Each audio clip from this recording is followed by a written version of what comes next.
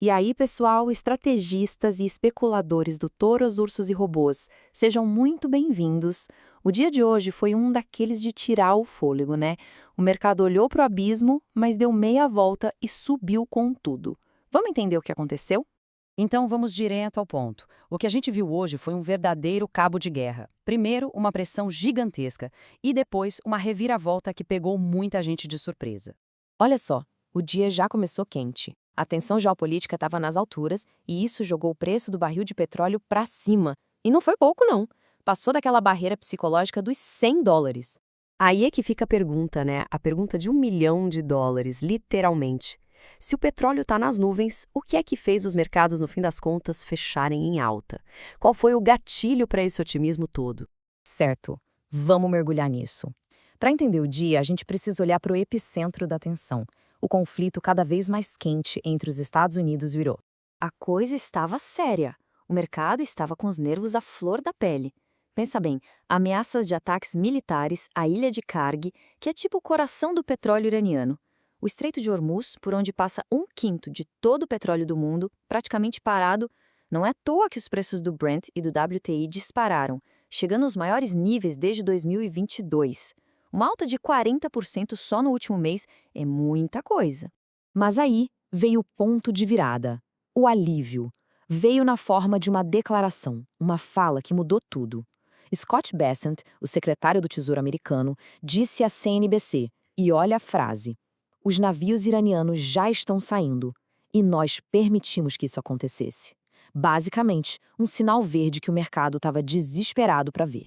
E para botar mais lenha nessa fogueira do otimismo, o The Wall Street Journal soltou que uma coalizão internacional estava se formando para proteger a navegação na área.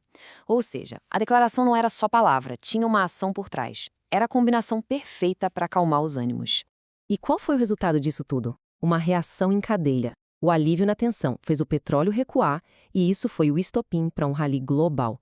O famoso risk-on voltou com força total. Nos Estados Unidos, Wall Street respirou aliviada e subiu forte.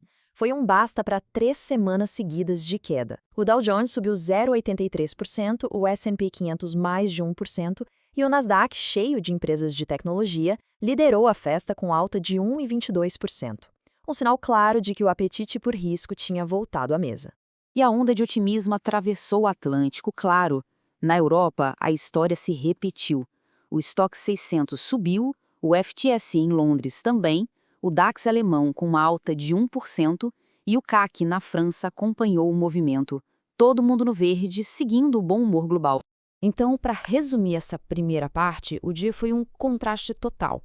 Começamos com a ameaça de um conflito sério no Irã, com o petróleo acima de US$ 100, e terminamos com um alívio diplomático, a formação de uma coalizão e, claro, o recuo nos preços do petróleo. Foi essa virada de chave que ditou o ritmo dos mercados. Beleza, e como é que o Brasil se encaixou nessa história toda? Bom, por aqui o dia foi especialmente positivo, com uma combinação de fatores externos e internos. Vamos começar pelo câmbio. O dólar sentiu o baque e teve uma queda bem expressiva, de 1,63%, fechando o dia a 5,22. Isso foi resultado tanto do dólar perdendo força lá fora, quanto de um otimismo renovado aqui dentro. E a nossa bolsa, o Ibovespa, não ficou para trás. Pegou carona nesse bom humor global e subiu 1,25%, terminando o dia ali beliscando 180 mil pontos. Um belo desempenho. E o que impulsionou esse movimento no Brasil? Segundo o pessoal do Money Times, a gente teve uma tempestade perfeita, mas do bem. De um lado, essa melhora do humor lá fora. Do outro, uma jogada importante do nosso Tesouro Nacional, que interveio no mercado de títulos, cancelando leilões e anunciando recompras. Isso ajudou a acalmar os juros futuros e deu mais fôlego para a bolsa. Mas a semana está só começando. Agora toda a atenção do mercado se vira para quarta-feira, a famosa super quarta. E por que super? Porque é dia de decisão de juros tanto nos Estados Unidos quanto no Brasil. E as expectativas, segundo uma análise do Safra, que saiu no O Especialista, apontam para direções opostas. Lá nos Estados Unidos, a expectativa é de que o Fed pise no freio e mantenha os juros como estão, por causa de toda essa incerteza. Já aqui no Brasil, a aposta é que o Copom finalmente comece a cortar a Selic, com uma redução de 0,25 ponto percentual, dando início a um novo ciclo de afrouxamento monetário. Mas olha, nem só de geopolítica e juros viveu o mercado hoje. Correndo por fora, mas com muita força, a gente teve outra grande história se desenrolando, a da inteligência artificial. E nesse fronte vem um alerta importante de um peixe grande do Venture Capital, Bill Gurley. Ele disse uma frase que dá o que pensar. Bolhas só existem quando a onda é real. Ou seja, ele confirma que a revolução da IA é para valer, mas ele avisa que um reset, uma correção forte, está por vir nesse setor. E, para a gente ter uma ideia do tamanho dessa onda real que o Gurley falou, basta olhar para um número absurdo. Na sua conferência ao GTC, a NVIDIA projetou $1 trilhão. Repetindo, $1 trilhão em encomendas dos seus novos sistemas de IA até 2027. É algo de outra dimensão. E não foi só esse número. A conferência da NVIDIA foi um show de novidades.